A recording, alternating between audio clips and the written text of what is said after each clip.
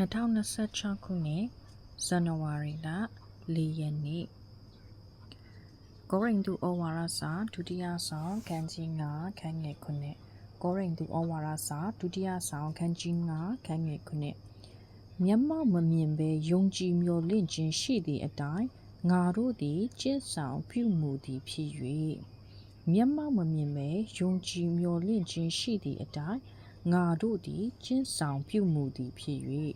အင်္ဂလိပ်လိုဆိုရင်တော့ for we live by faith not by sight ယံဖန်ယံကကျမတို့ကကြောင်းရွံ့ခြင်းတွေတန်တရားတွေဒါမှမဟုတ်စိတ်ပြက်အားငယ်ခြင်းတွေကိုယုံကြည်ခြင်းအစားအခွင့်ပေးတည်ဆောင်လာမိတတ်ပါတယ်သို့တော့တမန်တရားကတော့ဖျားသခင်သည်ခက်ခဲသောအချိန်ခါ၌ပင်အလုံးလုံးနေသည်ဟု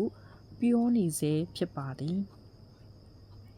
ယုံကြည်ခြင်းဆိုဒီမှာဖျားသခင်ကျွန်ုပ်တို့ဘဝခရီးကျမ်းလန်းရင်တောင်မှခြေတလန်းချင်းစီတိုင်းကိုပဲ့ပြင်ဥဆောင်လမ်းပြပေးနေတယ်ဆိုတာကိုစိတ်ချယုံကြည်ဆွဲလန်းနေခြင်းဖြစ်ပါတယ်အာဗြဟံကသူဘယ်ကိုသွားရမှန်းမသိပေမဲ့ဖျားသခင်ကိုယုံကြည်ခဲ့ပါတယ်ထိုနည်းတူပေတရုသည်လည်းသူ့ရဲ့မျက်လုံးများကိုသခင်ယေရှုကိုစိတ်စိတ်ကြည့်ခြင်းအဖြစ်ရေပေါ်မှာလမ်းလျှောက်နိုင်ခဲ့ပါတယ်အကယ်လို့ပေတရုကယေရှုကိုဆက်လက်ကြည့်ရှုနေအောင်မယ်ဆိုရင်ရေပေါ်မှာသူဆက်ရှိနေအောင်မှာဖြစ်ပါတယ်သို့တော့တခါတည်းရန်ကျွန်ုပ်တို့မျက်လုံးများကအခြေအနေများကိုကြည့်တဲ့အခါမှာနစ်တက်တယ်ဆိုတာကိုသတိပြုစရာဖြစ်ပါတယ်